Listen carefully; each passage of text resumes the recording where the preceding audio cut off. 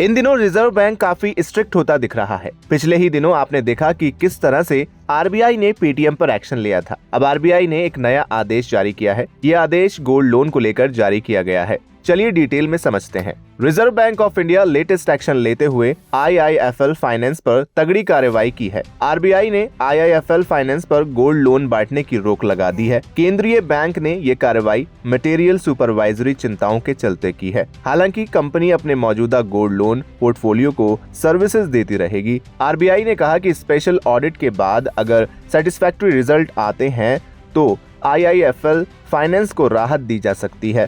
Paytm payments bank के बाद एक महीने में आरबीआई की ये दूसरी बड़ी कार्रवाई है। तो चलिए एक बार आरबीआई के इस फैसले का मतलब समझते हैं। आईआईएफएल फाइनेंस को गोल्ड लोन का काम तत्काल प्रभाव से रोकने के लिए कहा गया है, विच मीन्स आईआईएफएल फाइनेंस कोई नया गोल्ड लोन सैंक्शन नहीं कर सकता है, कोई नया गोल्ड लोन डिसबर्स नहीं कर सकता है। अगर कोई नई एप्लीकेशन है तो उस पर नई मंजूरी नहीं दे सकता, और मंजूरी दे रखी है तो उस पर भी नया लोन ना दें। जो पुराने लोन चल रहे हैं उन्हें एज इट इज कंटिन्यू किया जा सकता है। अब जानते हैं कि रोक लगाने का फैसला क्यों लिया गया। आरबीआई ने reserve bank of India act 1934 के तहत ये एक्शन लिया है।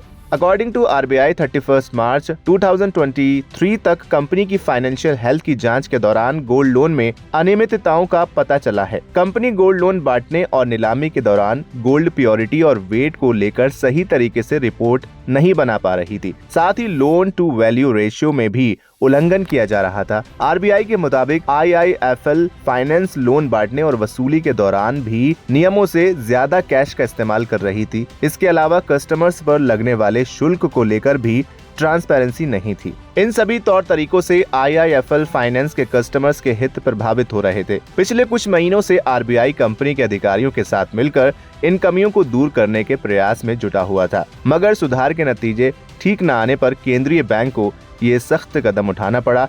अगर ऐसा नहीं किया जाता तो कस्टमर्स पर बुरा प्रभाव पड़ सकता था। आईआईएफएल फाइनेंस की बात करें तो कंपनी फाइनेंशियल सर्विस सेक्टर की लीडिंग कंपनियों में से एक है। वो अपनी सब्सिडियरी कंपनियों आईआईएफएल होम फाइनेंस, आईआईएफएल समस्त फाइनेंस लिमिटेड और आईआईएफएल ओपन फिनटेक के साथ कई तरह की लोन सर्विसेज प्रोवाइड कराती है। उसकी 500 से ज्यादा शहरों में 2600 से ज्यादा ब्रांचेस हैं। आईआईएफएल का लोन बिजनेस 77,444 करोड़ रुपए का है, जिसमें 32% हिस्सा सिर्फ गोल्ड लोन का है। इस हिसाब से देखा जाए तो गोल्ड लोन बिजनेस में देश की टॉप एनबीएफसी में शामिल है। इसका गोल्ड लोन पोर्टफोलियो 24,692 करोड़ रुपए का है। शेयर्स के लिहाज से बात करें तो आरबीआई के एक्शन का असर ठीक वैसा ही असर आईआईएफएल फाइनेंस शेयर पर देखने को मिला है, जैसा कि बीते 1 फरवरी को बैन के आदेश के बाद पेटीएम की पेरेंट कंपनी 197 कम्युनिकेशन के स्टॉक्स पर देखने को मिला था। आरबीआई के आदेश जारी करने के अगले ही दिन पेटीएम का शेयर 20% टूट गया था। वहीं अब आईआईएफएल शेयर भी मंगलवार को धाराशाही नजर आ रहा है। शेयर बाजार ओपन होने के साथ ही कंपनी के शेयर में लोअर सर्किट लग गया और ये 19.99% फिसल कर 477.75 रुपए के लेवल पर आ गया है। वीडियो में बस इतना ही। इस पर आपकी क्या राय है कमेंट करके जरूर बताएं। अगर वीडियो को फेसबुक पर देख रहे हैं तो फेसबुक पेज को लाइक करें। यूट्यूब पर देख रहे हैं तो गुड रिटर्न्स के चैनल को सब्सक्राइब करना बिल्कुल ना भूलें।